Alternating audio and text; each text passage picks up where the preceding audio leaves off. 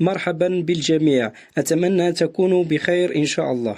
في مواكبتنا لسلسلة الفرق المتأهلة إلى كأس العالم، حيث نقوم بإخباركم بكل مستجد. فيوم الأمس تأهلت منتخبات جديدة بشكل رسمي، لكن قبل أن نستعرض هذه المنتخبات أعطيكم معلومة جديدة. فلأول مرة في التاريخ تتأهل 7 منتخبات عربية إلى كأس العالم، وهذه المنتخبات هي المغرب، الجزائر، مصر، تونس، الأردن، السعودية، وأخيرا قطر.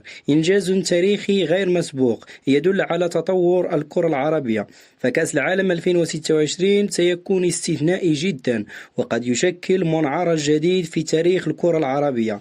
أما بخصوص المنتخبات الجديدة التي تأهلت بشكل رسمي، حيث أصبحت القائمة على الشكل التالي: منتخب كوت ديفوار، منتخب السنغال، منتخب إنجلترا، منتخب جنوب إفريقيا، منتخب السعودية، منتخب قطر، منتخب الرأس الأخضر، منتخب غانا، منتخب الجزائر، منتخب مصر، منتخب تونس، منتخب المغرب، منتخب باراغواي، منتخب أوروغواي، منتخب كولومبيا، منتخب البرازيل، منتخب الإكوادور، منتخب أستراليا، منتخب أوزباكستان، منتخب كوريا الجنوبية، منتخب الأردن، منتخب إيران، منتخب الأرجنتين، منتخب نيوزيلندا، منتخب اليابان. وفي الأخير المنتخبات المنظمة لهذه النسخة من كأس العالم، وهي الولايات المتحدة الأمريكية وكندا والمكسيك.